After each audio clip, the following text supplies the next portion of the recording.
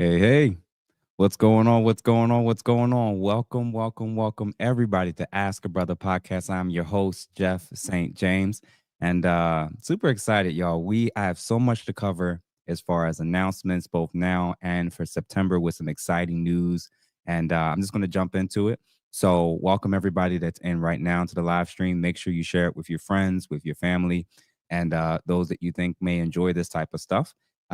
Super excited, y'all. Can't hold you. As y'all saw last week, your boy was down in Miami, and I'm gonna talk about that briefly. So as we are coming in, welcome. I see Entrepreneur Hub. Welcome, Mrs. Plum. She's already a channel favorite, community favorite. She was Mrs. Plum that's in the chat.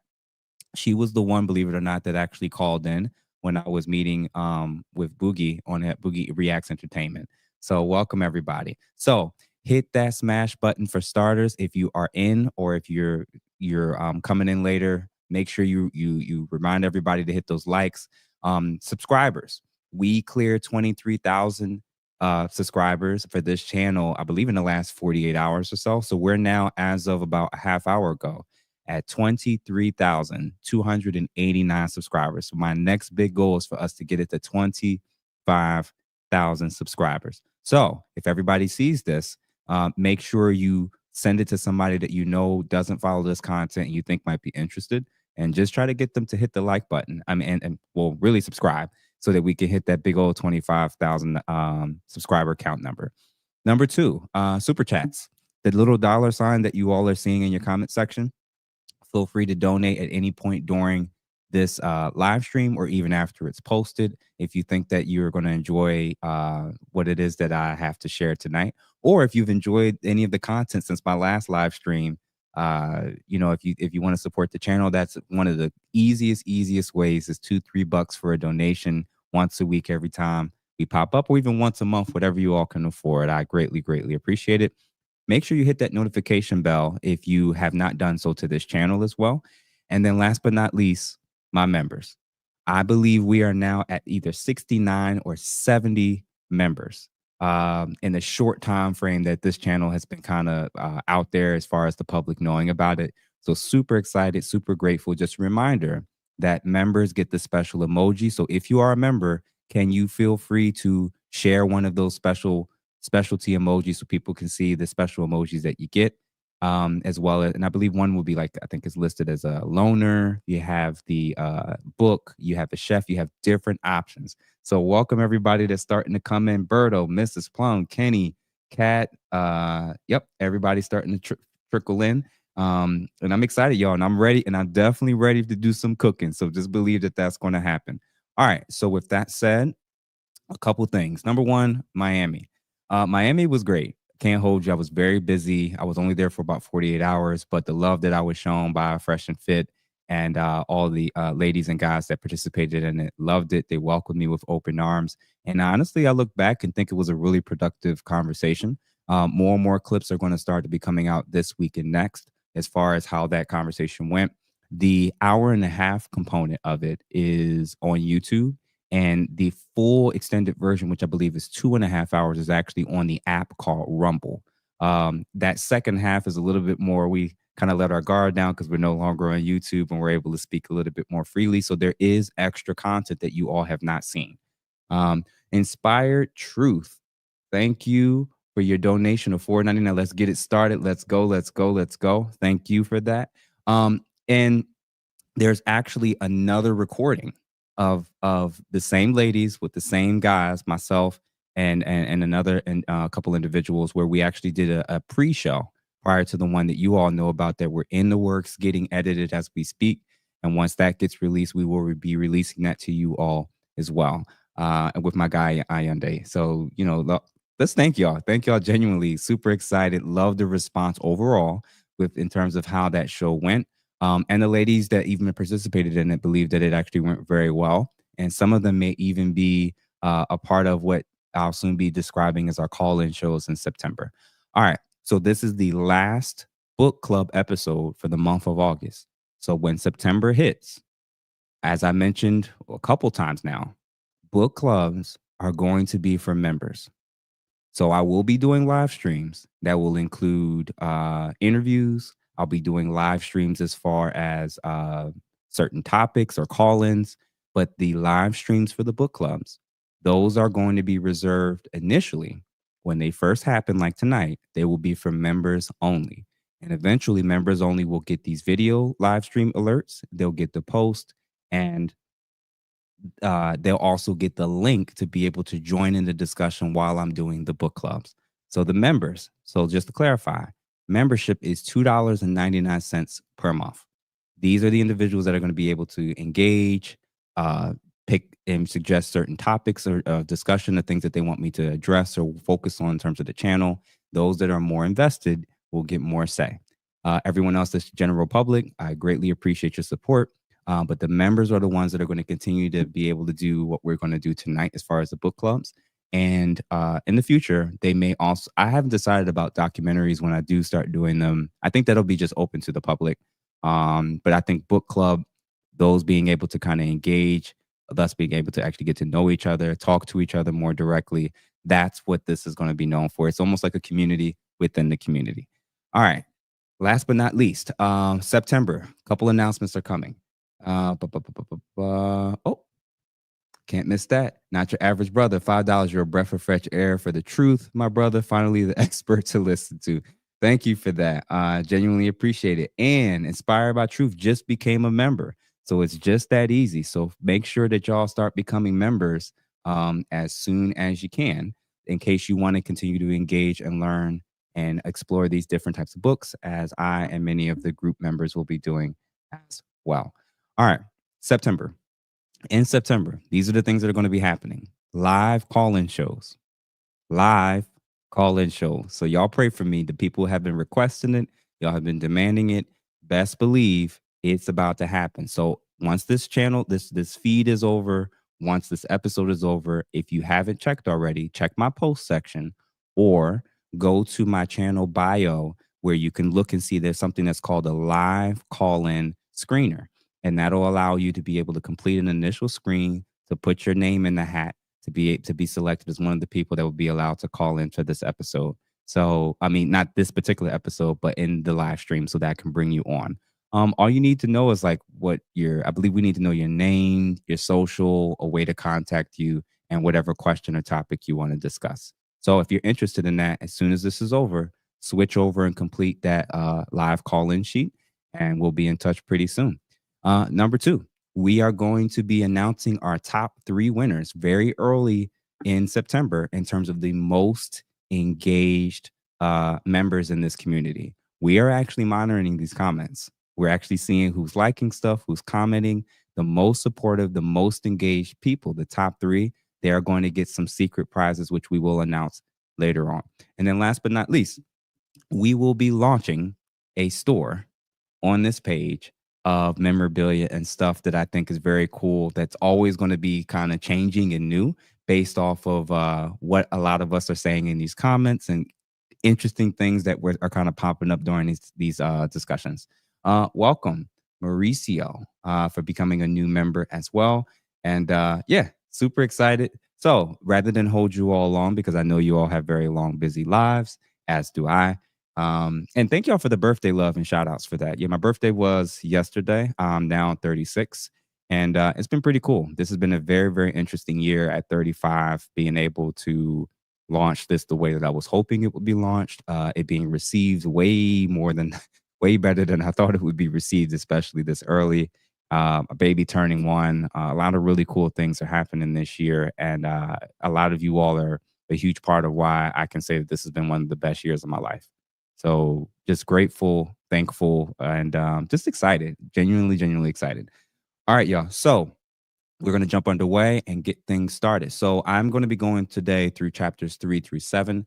So as I stated earlier, the previous 2 episodes, I kind of just went into one chapter at a time, and I spent the entire time going through each chapter.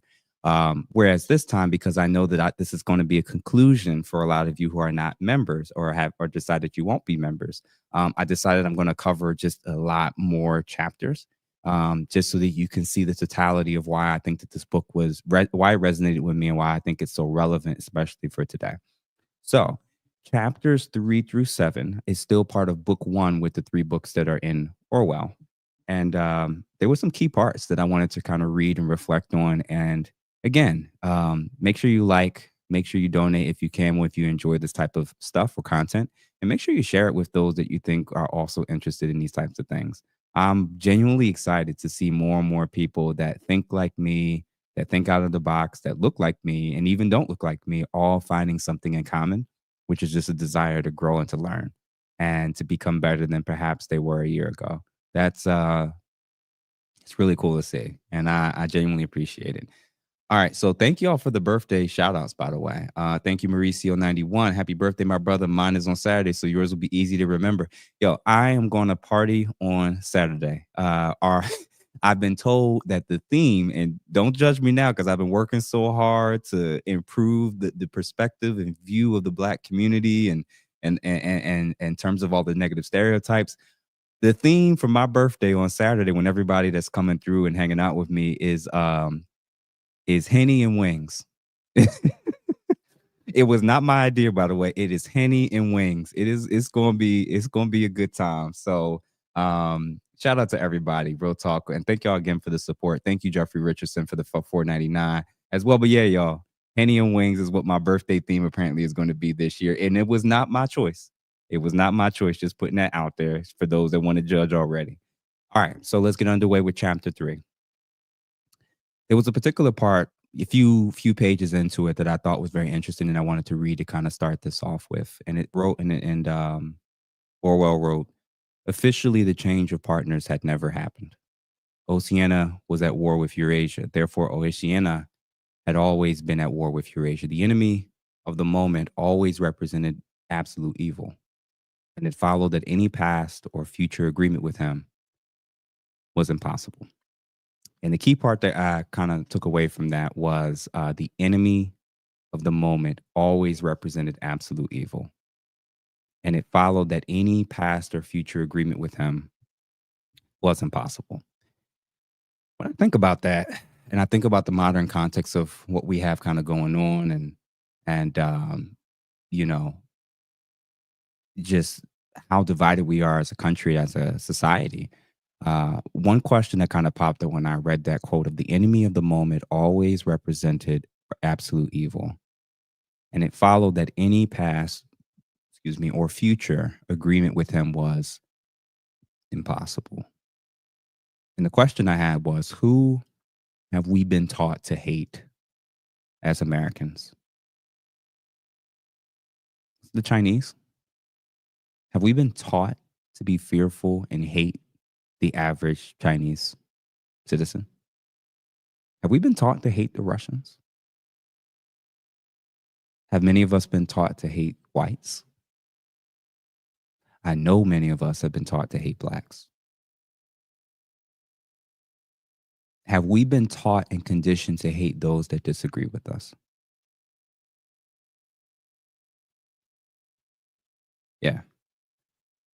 The enemy of the moment always represented absolute evil. I fear when I look at the reactions and responses on social media, with the way in which people treat their family members and friends at times, right around election time, especially.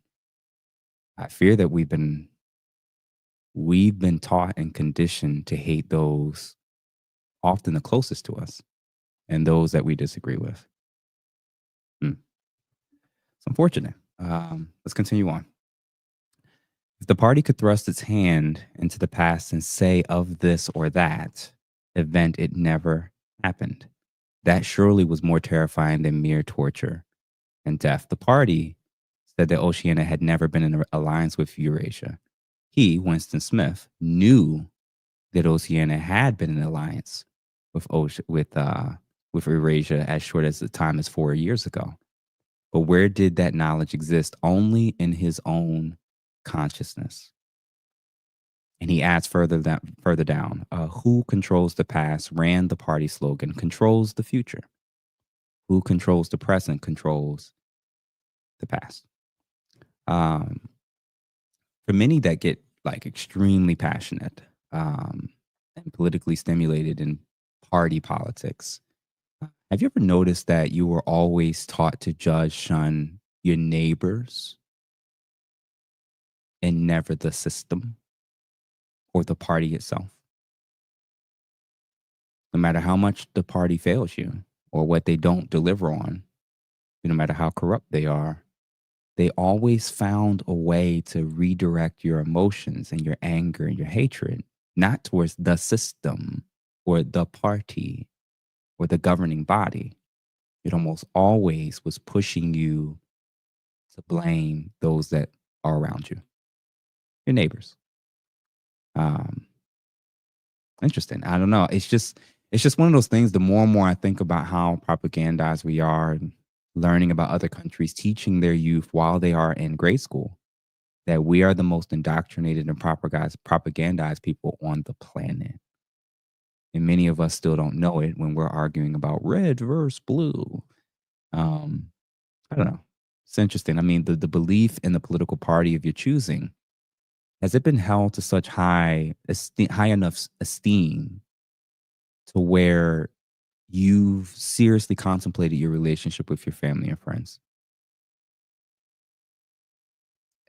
Listen, y'all, like, please in the comments in the threads if y'all have wondered this, if y'all have y'all gone through this, have people judged you? Have people cut you off because you disagreed with them on some current modern decision of what a political party says this is the new standard? And if you just disagree or don't outright pledge fealty and obedience to the new standard and said thing, people really started treating you different. I've literally seen and heard of people cutting off not just friends, not just family.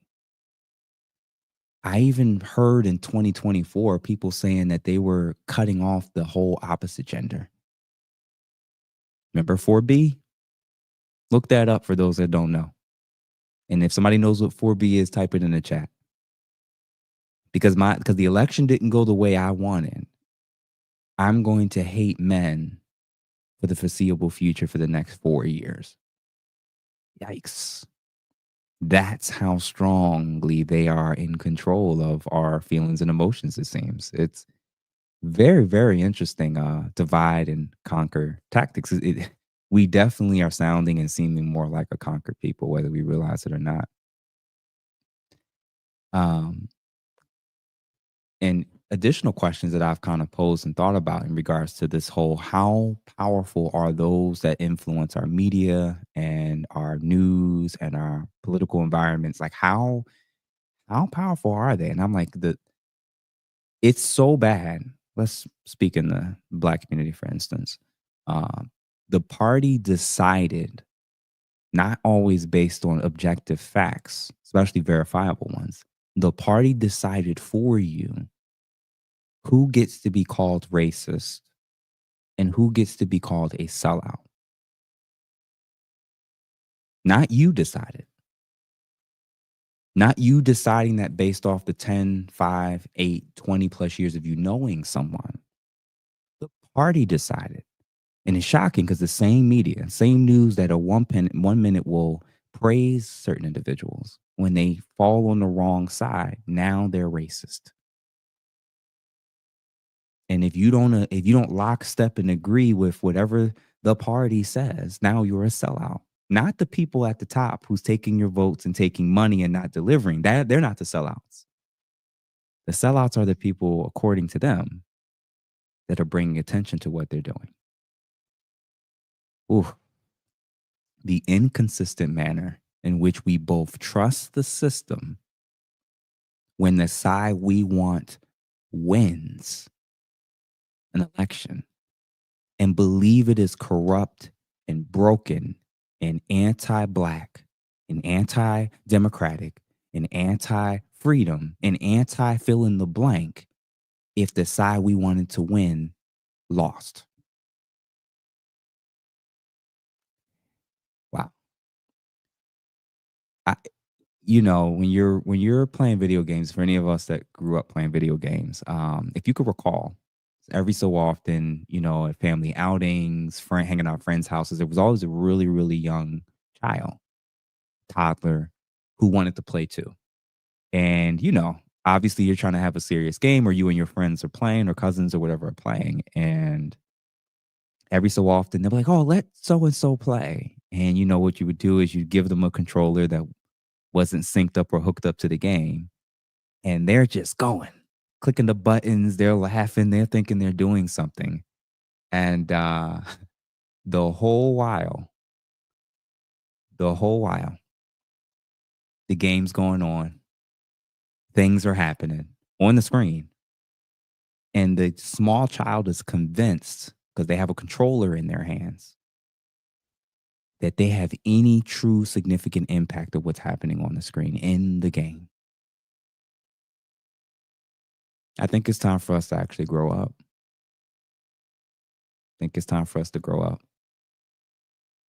We are adults when we're arguing about the little trinkets of supposed power to influence our significant areas of freedom, especially globally. It's the little kid with a controller in their hand that has no batteries in it. The true ways of power and influence that can significantly threaten their power and hold over our economy, over our society.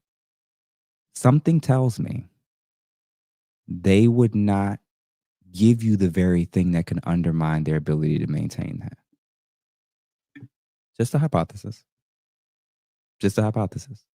I'm not saying that there's not real world consequences for who's in office and what some of their agendas will be. I'm saying in terms of the significant things that shapes history, it defines what's a fact, who's allowed to say and do what, where we're allowed to be and live.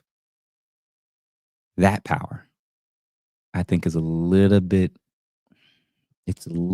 bit more bigger and weightier than what you're doing in a ballot box. I'm not saying voting is meaningless. I'm just saying we should maybe be a little bit more conscientious of how it is that we're going about judging our neighbors for these types of things, as if those people we're voting for aren't already on the same team. Um, but yeah, so I wonder, tell me what y'all think about that analogy. I just thought about it on the spot. That whole little kid playing with the controller and there's no batteries in it, but they're swearing that they're having a significant impact on what's happening on the screen when the other actual players are playing. I know that the billionaire class, I know that the multimillionaire class has significantly more say in what happens in policy than my vote. And I'm not going to lie to myself about that.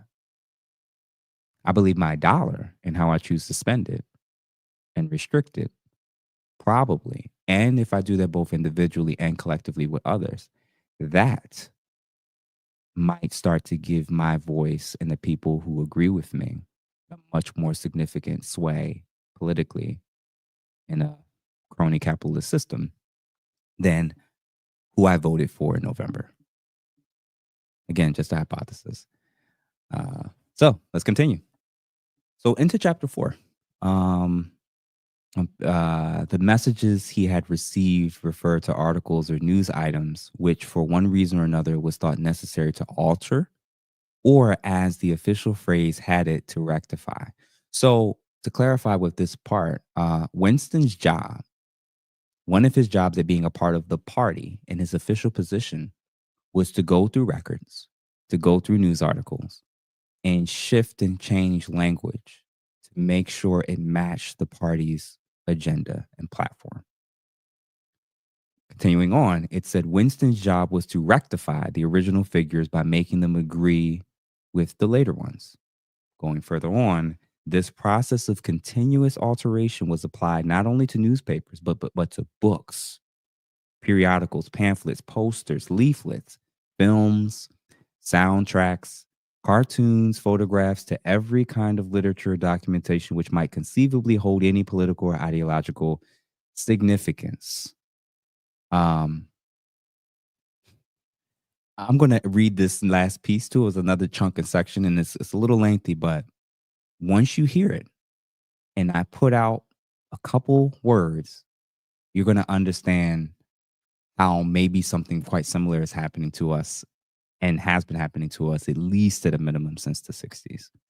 It said in the records department, after all, was itself only a single branch of the Ministry of Truth, whose primary job was not to reconstruct the past, but to supply the citizens of Oceania with newspapers, films, textbooks, telescreen programs, plays, novels, with every conceivable kind of information, instruction, or entertainment from the statute to a slogan, from a lyric poem to a biological treatise, and from child spelling books to a newspeak dictionary. And the ministry had not only to supply the multifarious needs of the party, but also to repeat the whole operation at a lower level for the benefit of the proletariat. There was a whole chain of separate departments dealing with the proletarian literature, music, drama, and entertainment generally. Here were produced rubbishy newspapers containing almost nothing except sport, crime, astrology, sensational 5-cent novelties, films oozing with sex, sentimental songs which are composed entirely by mechanical means, etc., etc., etc. There was even a whole subsection of adult rated stuff that engaged in producing the lowest level of blank, which was sent out in sealed packets in which no party member other than those who worked on it was permitted to look at. When you think about all the various things that Orwell just listed, that the agency that Winston was in charge over, they left no stone unturned when it came to information, how it was disseminated, and the various ways in which it could reach the masses. Everything. I mean, I could list them off again, but I think you got the point.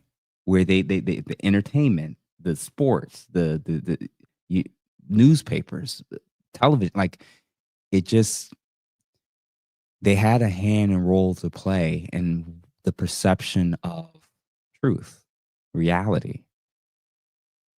The government did.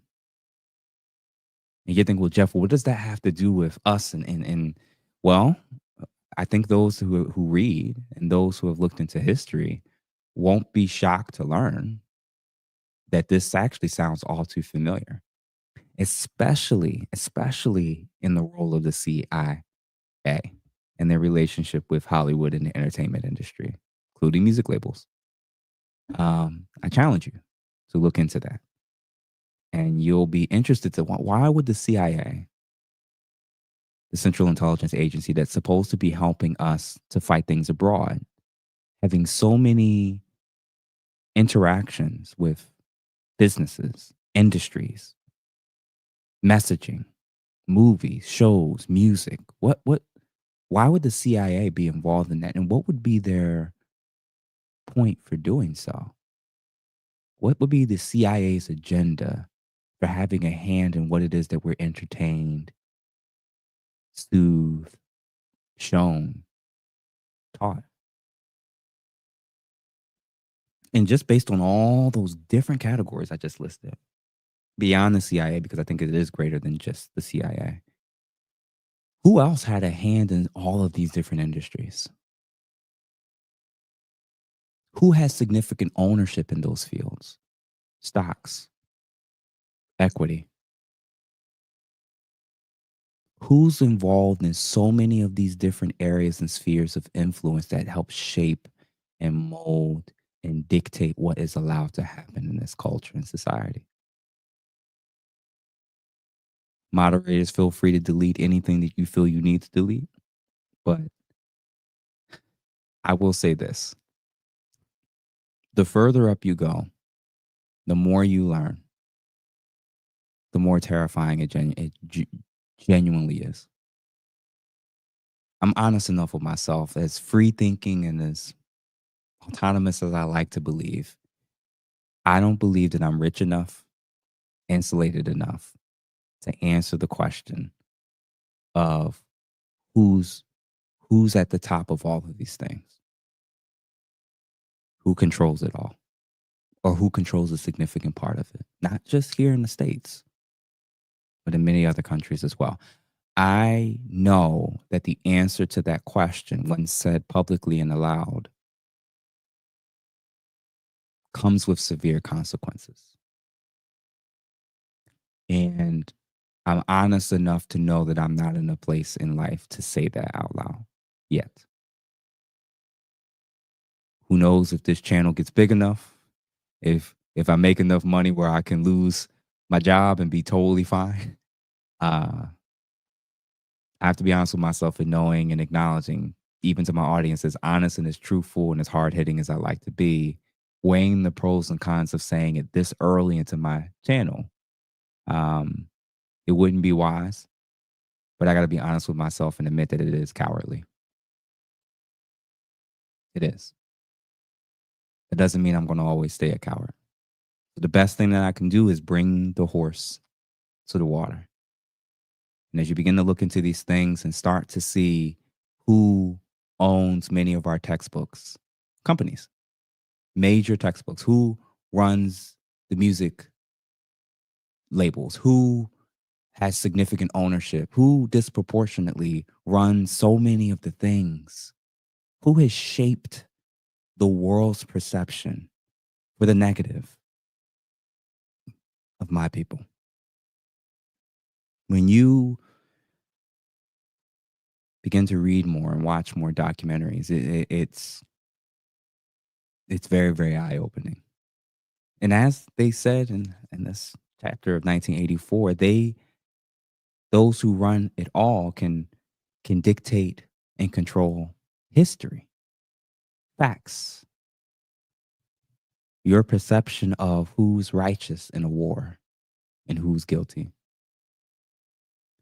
If y'all think your boy is cooking right now, feel free to give a small donation. And listen, we're gonna continue this because I'm excited about where I'm at right now in terms of this particular part of the conversation. And back to what I just was quoting and stating, it's like, do you really think it's your vote in terms of global affairs, not the World Economic Forum, not foreign governments, not billionaire oligarch class? No, you believe the ultimate form of change that dictates everything and is shaping history. You really genuinely believe it was the button you pressed in November last year? No, no, no, no, no. Maybe you're a little bit more sophisticated than that. No, you believe the real change is when you're holding up a poster during a protest that they gave you permission to do during certain hours in certain locations that they blocked off in the city. You're right. That's what truly dictates and runs things politically and on the top levels. That's it. It's the poster. No, no, no, no, no, no, no. I got one even better. It's the hashtags and the little flag in your bio that says who you stand for. That is what shapes everything. Your votes, the posters, the hashtags, the t-shirts, the pins. That's it. That's what's shaping history. My goal, y'all, is that we wake up very, very quickly and recognize what true power looks like and start moving towards working to build up what that power looks like together. What I realized when reading Howard Zinn's book on the history, I forget what the book was titled. Please forgive me for that. And it was going just through the initial early stages of when the states and colonies were first forming. And Zinn had wrote about how from the very, very beginning, the rich, wealthy landowners that own these estates realized very quickly that all the people who were poor in culture and society were going to continue to band together and overthrow them because the rest of them didn't have rights. It was just those who were the wealthy landowners that did. They had to figure out and come up with laws, ordinances, and rules to control and divide the masses so that the poor whites, the poor blacks, and the natives and the newly arrived slaves, that they all didn't start to band together to overthrow at the time, they're oppressors. Well, if you're this percentage of white, you can do this. If you're this percentage of black, you could be allowed in the house versus the field. If you get caught helping this one run away, we're going to treat you both the same. What are the tricks and schemes that they're doing today to keep us divided? There was recent studies that were coming out of relooking at particular words that were used in the early, I believe 2011, 2012 till now, and seeing a rapid increase of the use of words like white supremacy, racism, systemic, et cetera, and how it seemed to have started more so from the media than necessarily the masses. And that the movies started to reflect it, the shows started to reflect it, and the media just kept covering it over and over and using certain key triggering divisive words. And now we're more divided than I've ever recalled us being divided since 2001. If you think it's just naturally we're all just moving more and more towards hating each other, I was a young kid and remember what the 90s was like. It wasn't all peaches and everything was all harmony, but the 90s was a cool time. If you look back at the archives, the 80s is bad and is not as great as it was. A lot of folks from all different demographics seem to love to party and have a good time together.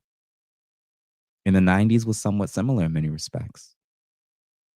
And the media again and again and again used and inflamed and was pushed and was paid to use certain tactics and strategies to push us to see each other as the enemies and not focus on the enemy. One could assume that Withers and his associates were now in disgrace, but there had been no report of the matter in the press or in the telescreen. That was to be expected since it was unusual for political offenders to be put on trial or even be publicly denounced. One thing that I will speak on is Jeffrey Epstein. I won't speak on who he was connected to. I won't speak on which foreign government, uh, entity he was connected to. But I will speak on, and I'm going to just be flat out legit when I say this. I actually think he's still alive, personally. You can look into that yourself for why I believe that is, but that's neither here nor there. The more important part is this may be one of the first times in history where such a rampant, public, extremely well-known human trafficking ring was going on. And everyone's aware that high-profile people were involved. And to this day, and perhaps never, will we know for sure how many politicians, how many celebrities, and how many global high-level people were involved in it. And they just, with the swipe of a hand, it's over. That was to be expected since it was unusual for political offenders to be put on trial or even be publicly denounced.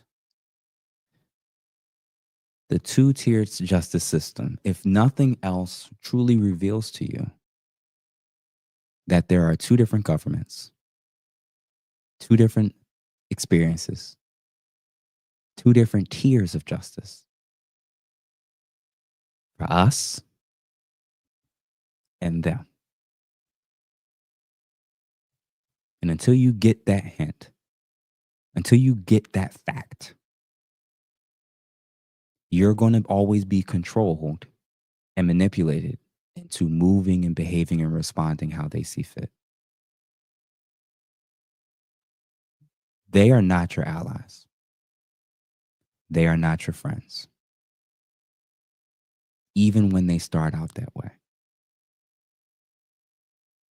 You see what happened with AOC? They go into this political space and when they come out, it's almost impossible to maintain your integrity and stay the same and truly represent your constituency without compromise. I'm not going to say it's impossible. I think the current person, and I used to be a really big supporter of Bernie Sanders at various points, um, and a few others. But the one person, and it doesn't mean I agree with him on everything. So I'm just putting it out there. The one person currently that I have seen on the federal level that even comes close to not being like all the rest, who rapidly increases their net worth, who says one thing when they come to our churches, who says one thing that they stop by our alma maters and the schools, when they stop by some of our plants and factories and businesses, pitching promises they know they're never going to keep while taking money from people that goes against the very things we're standing for. Thomas Massey. He's one of the few. And if you find out who he's not taking money from, you may start to get a clue into who also has a hand in all of these different major spheres of influence that shapes our society that is devolving and is falling apart. Thomas Massey is his name.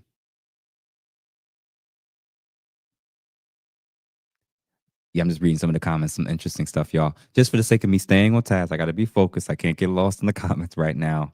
Let's continue on. We are now broaching into chapter 5. So we did chapter 3, we did chapter 4, and now this is chapter 5. Some interesting points that I kind of gleaned and noted when I stood out from this. Did you go and see the prisoners hanged yesterday? Said Simi. So Simi was another individual that works for the party. And he is like in a different role or position, but he's one of the high ranking individuals that Winston is actually somewhat terrified of, but he chooses to entertain him more or less. And said, did you go and see the prisoners hanged yesterday? Said Simi. I was working, said Winston indifferently. I shall see it on the flicks, I suppose. A very inadequate substitute, said Simi.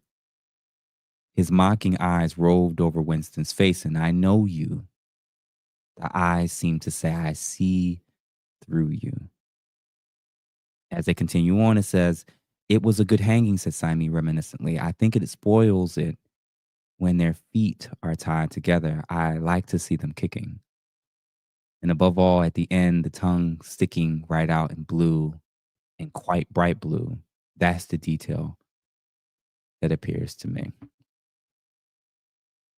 Over the last, I don't know how many years, I've noted when it comes to political opposition, opponents, enemies, um, some of the language that we use to describe the side that we loathe, that we hate, that we've been conditioned to hate, um, as grotesque as this man sounds, where he's describing, oh, did you see this person getting hung? And I love the way in which they're squirming and fighting to live and survive. And it's like, that's just the lack of humanity, the lack of care in his neighbor because they didn't fall in agreement and alignment with the state or the rule or what societal expectation they were in terms of how to conduct themselves and what to think and what to say.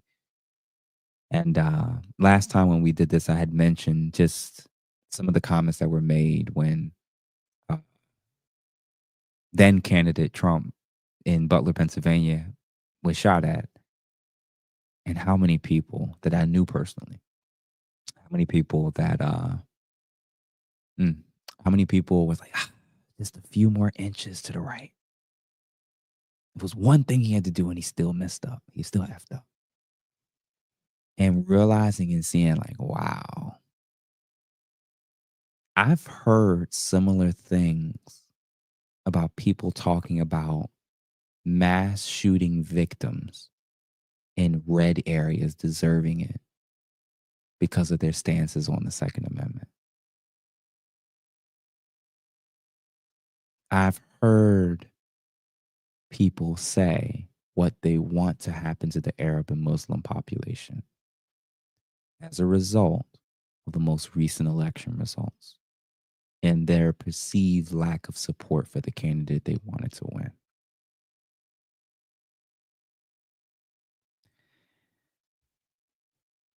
Don't you see? Actually, I'll continue. Sorry. It said, as he continues on, and Sime is bragging about his role of shaping language in the culture. And he says, we're cutting the language down to the bone. The 11th edition won't contain a single word that will become obsolete before the year 2050. It's a beautiful thing, the destruction of words. Don't you see that the whole aim of Newspeak is to narrow the range of thought? In the end, we shall make thought crime literally impossible because there will be no words in which to express it. The revolution will be complete when the language is perfect.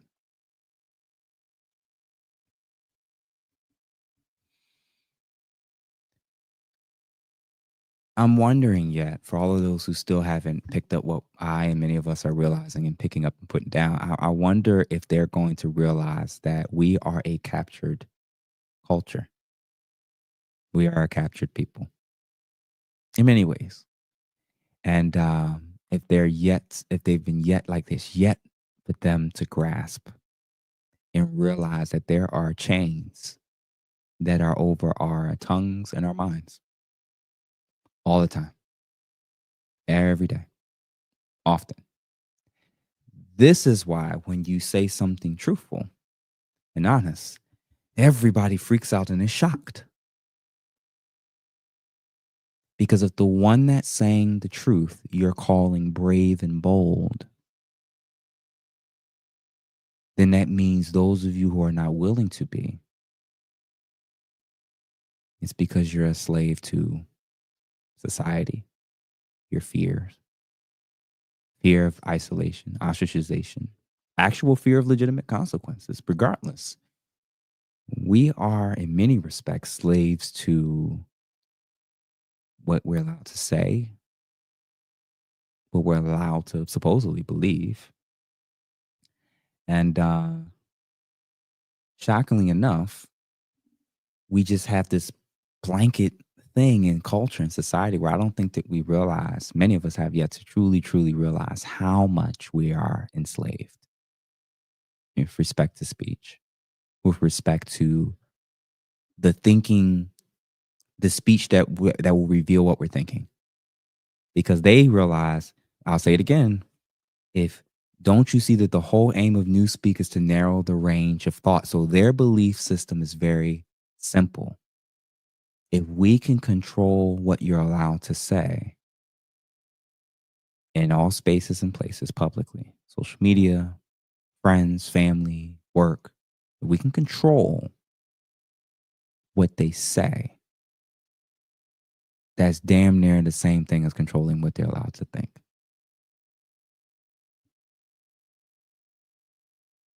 The revolution will be complete when the language is perfect. One of these days, thought Winston with sudden deep conviction, Thymine will be vaporized. So this guy that's really, really passionate, really, really, really with the cause, he is too intelligent. He sees too clearly and speaks too plainly. The party does not like such people. One day he will disappear. And it is written on his face. There was something subtly wrong with Simon. There was something that he lacked: discretion, aloofness, a sort of saving stupidity.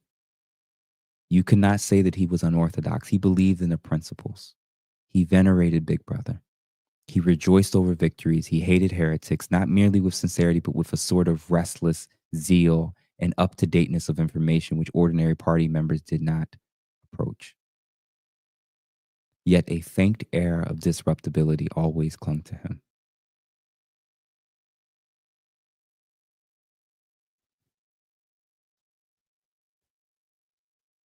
He believes one day the system would eat him. and take him out. Too smart, too intelligent, too much conviction. And one day he will disappear.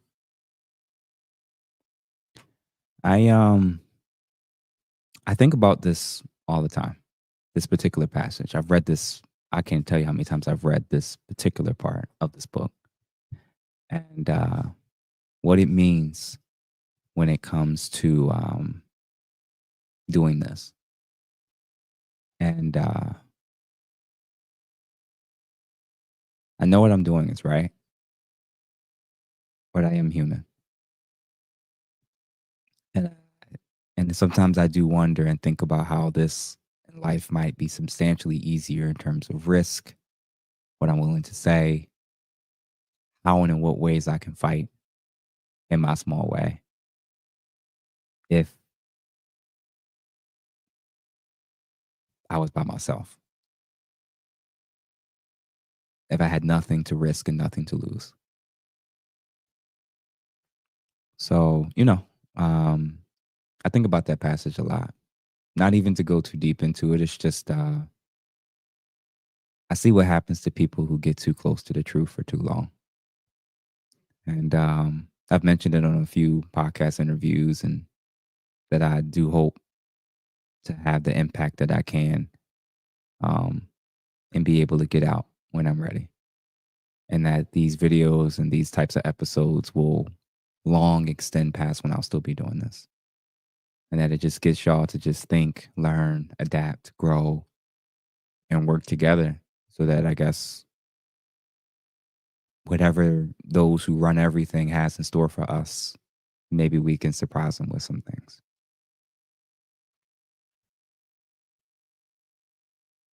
It was possible that his features had not been perfectly under control. It was terribly dangerous to let your thoughts wander when you were in any public place or within range of a telescreen.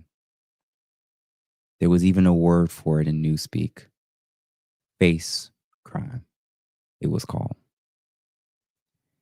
My hope, as you're beginning to learn more, grow, study, hopefully read, and starting to question a lot of things that perhaps you felt you weren't allowed to question at one point, my hope is that you actually do the opposite of what I'm doing in certain areas.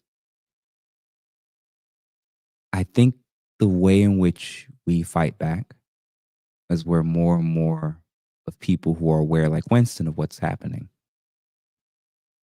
culturally, societally, politically, economically, if we are aware of what's happening, we see what's coming, and we quietly work amongst ourselves to start prepping, preparing, adapting, and being able to fight when it's time to fight back in the various ways that we may need to. Um, Face crime. I imagine one of the ways to do it is to look and be like everybody, sound and look and be like everybody else. Infiltrate all the powerful spheres of influence. So, white supremacists is a great example. When studies have been done and they've shown how white supremacists have entered many of the armed forces, especially police departments. I mean, I know a lot of black people were aware of this and they didn't need a study to reveal this or a news article to reveal this, but it's a real thing.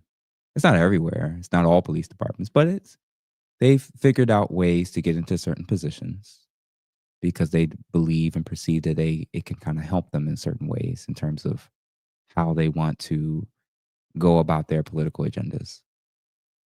I think it's time for those of us who are thinking like this to start to be more intentional about where we work, areas and spaces where we can find out information, share it with those that need to know, and quietly begin to plan because this is the one piece that every civilization, every party, every um, governing body fears is that too many people who recognize their corruption and the ways in which they're undermining the people and their rights and their freedoms. When too many people that are aware of it and are willing to do something about it gets into too many places and positions of influence, the party will crumble. The government will destabilize or be remade. And rather than an outright revolution, I think it may be a quiet infiltration that changes what it is that we want to see changed. The aim of the party was not merely to prevent men and women from forming loyalties which it might not be able to control. Its real undeclared purpose was to remove all pleasure from the sexual act. Not love so much as eroticism was the enemy inside marriage as well as outside of it. All marriages between party members had to be approved by a committee appointed for the purpose. And though the principle was never clearly stated, permission was always refused if the couple concerned gave the impression of being physically attracted to one another. The only recognized purpose of marriage was to beget children for the service of the party. And the general ideology of the party was was trying to kill the sex instinct, or if it could not be killed, then distort it and dirty it. He did not know why this was so, but it seemed natural that it should be so. And as far as the women were concerned, the party's efforts were largely successful. So, in this particular part of the book, it talks about how emotions and sex have been separated, and that chastity and purity culture is the dominant perspective of the party. Rampant regular sex is a no-no, and other than for procreation, you're not supposed to be having it, basically. And the party has so much control in indoctrinating and influencing how the people of that culture and society are viewing sex. And it said that if they could not kill the sex instinct, if they could not kill it, then their next step was to distort and dirty it. In our culture and in westernized cultures, have we convinced consecutive generations of women that having sex with as many men as possible is a form of empowerment?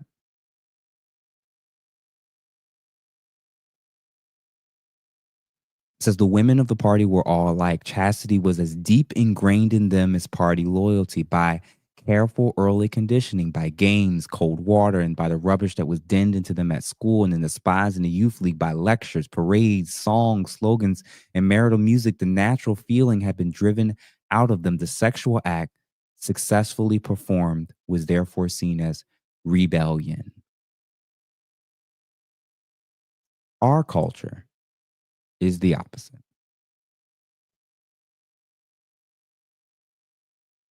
Now, young girls are convinced that being a virgin is a bad thing, that having a low body count is bad.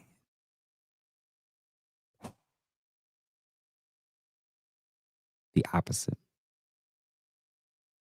It goes on in that particular chapter where Winston has to say that because it's so hard to have access to women, and it's so hard to even have erotic or romantic passion and sex in these relationships, the only way that he could even come close in the culture and society, as in regards to the book, for him to get access to even the semblance of love and real passion physically, was to access it through prostitutes. Because the women were so conditioned with their view and distaste and disdain for sex. The only way to feel anything close to emotional in that area was for him to go to prostitutes to access that. Remember when I said that our culture is the reverse of this?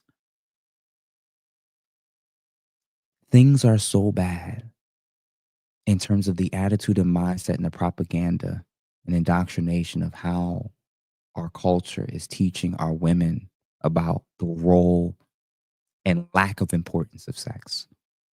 It is so powerful that they can feel empowered, and it's so not important that it doesn't matter how many men they've been with and you shouldn't ask. It's so disruptive, in my mind anyway. It's so disruptive that there are men who are seriously contemplating on giving up dealing with any women in the entire country and going to other countries to find a partner and wife.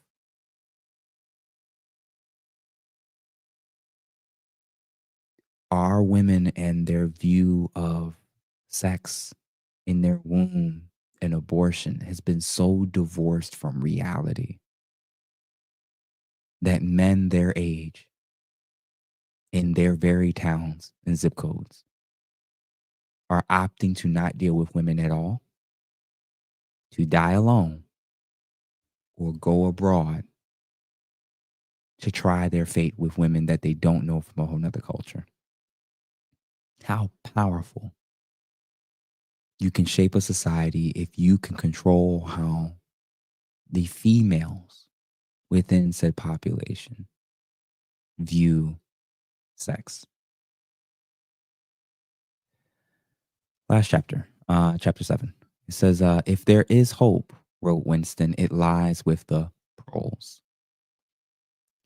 Now, the proles, to clarify, with this particular book, are the undesirables in culture and society. So, up until this point, from chapters 1 through 6 and 7, we've only been functionally primarily talking about those within and living within the party and how controlled and tight knit and how everything was dictated.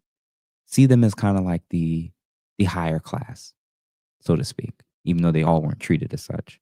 The pros were those who weren't a part of that, the outsiders. And he wrote, in reality, very little was known about the pros. It was not necessary to know much so long as they continued to work and breed. Their other activities were without importance. Left to themselves, like cattle turned loose upon the plains of Argentina, they had reverted to a style of life that appeared to be natural to them, a sort of ancestral pattern. They were born, they grew up in gutters, they went to work at 12, and they passed through a brief blossoming period of beauty, sexual desire. They married at 20, they were middle aged at 30, they died for the most part at 60. Heavy physical work, the care of home and children, petty quarrels with neighbors, films, football, beer, and above all, gambling filled with the horizon of their minds. To keep them in control was not difficult. A few agents of the thought police moved always amongst them, spreading false rumors, marking down and eliminating the few individuals who were judged capable of becoming dangerous. But no attempt was made to indoctrinate them with the ideology of the party. All of that was required of them was a primitive patriotism, which could be appealed to whenever it was necessary to make them accept longer working hours and shorter rations. And even when they became discontented, as they sometimes did, their discontent led nowhere because being without general ideas, they could only focus on it on petty specific grievances. The larger evils invariably escaped their notice. The great majority of proles did not even have telescreens in their homes, and even the civil police interfered with them very little. There was a vast amount of criminality in London, a whole world within a world of thieves, bandits, prostitutes, drug peddlers, and racketeers of every description. But since it all happened among the proles themselves, it was of no significant importance. In all questions of morals, they were allowed to follow their ancestral code. The sexual puritanium, the sexual puritanism of the party was not imposed upon them. Promiscuity went unpunished. Divorce was permitted. For that matter, even religious worship would have been permitted if the proles had shown any sign of needing or even wanting it. They were beneath suspicion, as the party slogan, proles and animals are free. Who are the proles?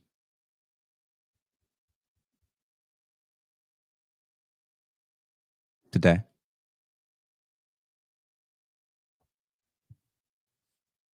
Who are the proles? Who are the Gentiles? Who are the Goyim? Who are the proles? Who are the cattle in society used, manipulated, and thrown out for war, political agendas, propaganda, and functionally reduced to nothing more than livestock as a means to an end?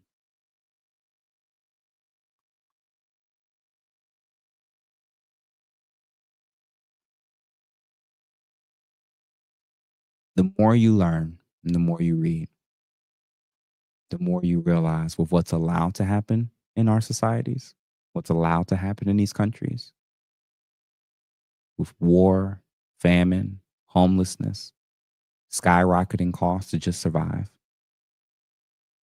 politicians that don't listen to you.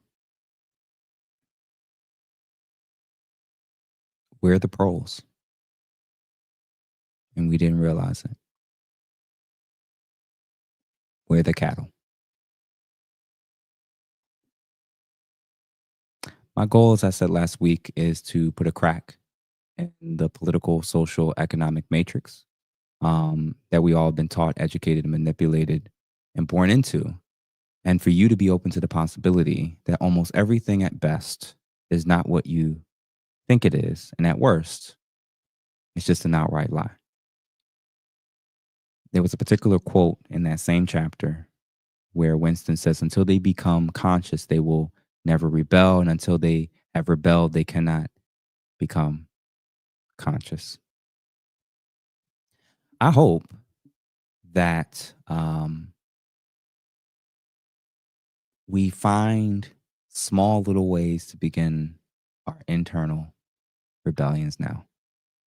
Maybe this episode, maybe just being in this space is a small form of my attempt to rebel in the small way that I think I can. I do know that rebellion is required for things to change, inward and outward. And I have to start small and work my way to do what I can to try to, for there to be a light at the end of the tunnel for me and my family. And I know I can't bring everybody with me. I hope that this episode, some seeds have been planted, seeds of rebellion. I'm not telling anybody to go out and do what the last mass shooter just did. I'm not saying that. I think rebellion starts with stuff like this. I think rebellion starts with asking questions. I think rebellion starts with envisioning what a different future would look like if you didn't stay here long term in this country. I think that's rebellion. One of them, one of the ways to rebel.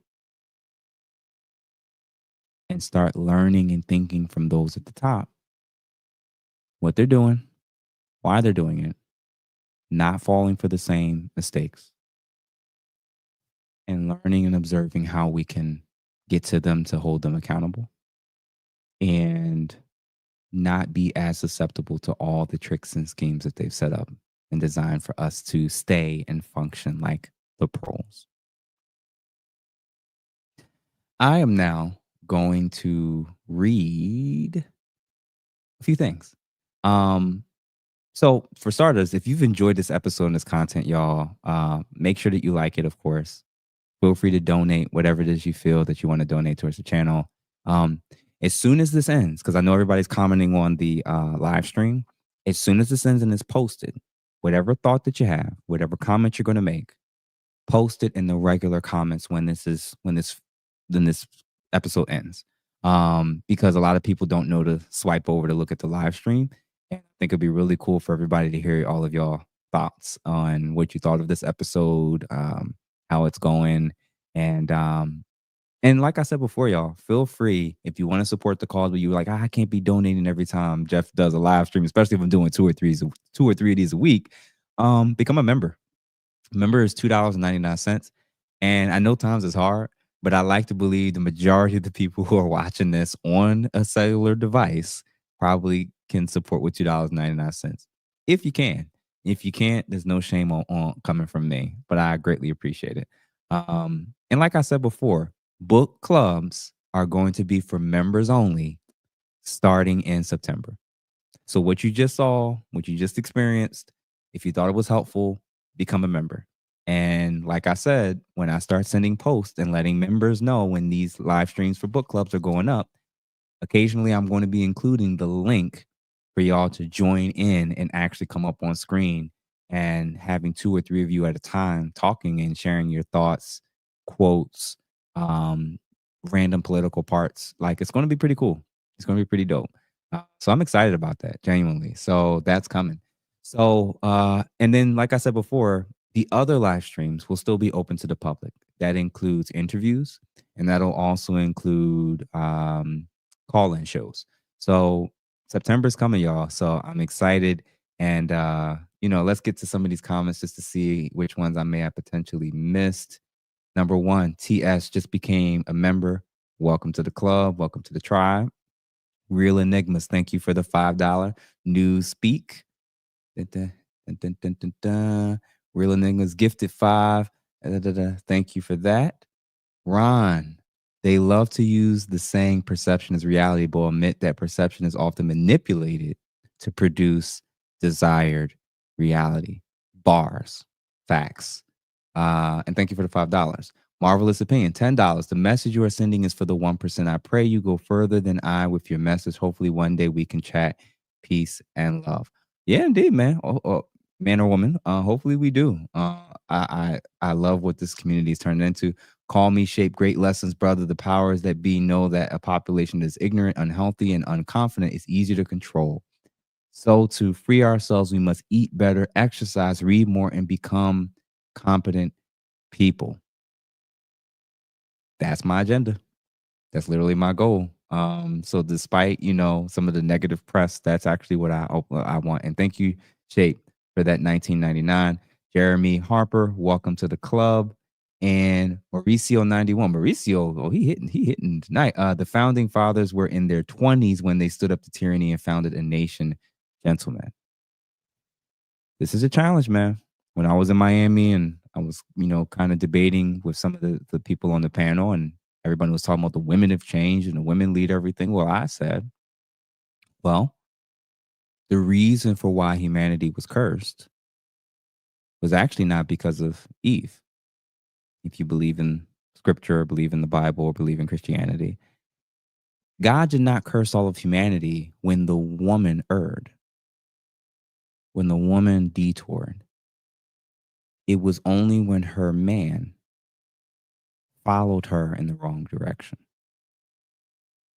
And I'm convinced that we can wait all day for women to culture to change and shift, or as men, we can recognize that perhaps you cannot be a leader if you're always waiting for someone else to take the lead. So if we want our families to be different, if we want our cultures to be different, it's something that I think as men, we're going to have to start to take seriously on the political front, on the societal front, on the familial and community front. And, just a thought. And last but not least, Joe Jet, $4.99. Appreciate the work. Thank you. So I appreciate all of the super chat donations. I really, really appreciate all of you. Says, hold on, Willenboro. I'm from Willenboro too, bro. I graduated Willenboro 1999. Salute. What's going on? What's going on, bro? And thank y'all. Thank y'all. I like to believe that this really felt like a really good episode, and I'm excited to continue doing these for the members that want to engage in this. And my hope is that we actually start having convos, so I'm not just doing these hour-long talks by myself, but I'm actually talking to and with you all. So excited, man. Excited. Thank y'all again. So just to clarify, we have over 23,000 subscribers. We're trying to get to 25. So if you're not subscribed, make sure you do. Hit that like button. If you want to support the channel, the easiest way is to just become a member with your $2.99 a month. Members obviously get special emojis. And like I said, we're going to be awarding some prizes pretty soon for the month of August engagement. In September, we're going to have surprises pretty soon that we'll be announcing during one of these live streams. And we'll be announcing who those 3 members are. And the way to qualify is to just be one of the most engaged people all up and through this channel. Commenting, you can comment where you're from. You can like my comments. Just whoever's doing the most. And we already have 2 people that we're thinking are already kind of head and shoulders above everybody else. But there's still time because today is the 28th. So you still have a few days to do it. Call-in shows will be starting in September. The store will be launching soon in September. We'll be having additional interviews coming up pretty soon. Also, I meant to say this tomorrow. I'm going to be interviewing on his page, which is WNT We Need to Talk page on YouTube. Dope dude, been following him for years. I like how he thinks. And kind of like Dr. Will James, he's definitely someone who I like to see as a social and modern intellectual in many respects. And I respect a lot of his views and thoughts about some of these things. So, like I said, y'all, become a member if you haven't. Share this content, like it if you actually like it, and thank y'all for supporting this channel, for supporting this dream, and for 2 months of doing this where you all have even known that I exist. The love has been overwhelming, and I'm grateful. I don't take it for granted. I know that this community and this goal is way bigger than just me. And like I said before, as this grows and expands, I'll be having surprise guests randomly come on. So sometimes when this goes live, it won't be me probably sitting here, maybe actually somebody else. And I'm just excited, y'all. So thank you, genuinely. So continue reading, continue exercising, continue dieting, continue loving on those that love you and praying for those that don't love you. And until next time. So thank y'all for your time. And you know, we'll see. Oh, a couple new member shout outs. Thank you, Small Gate, and thank you, Ron Scooter, as well. So that's all there is to it. So thank y'all again for your time. Enjoy your evenings, enjoy your time with your family and friends. And until next time, Casa now.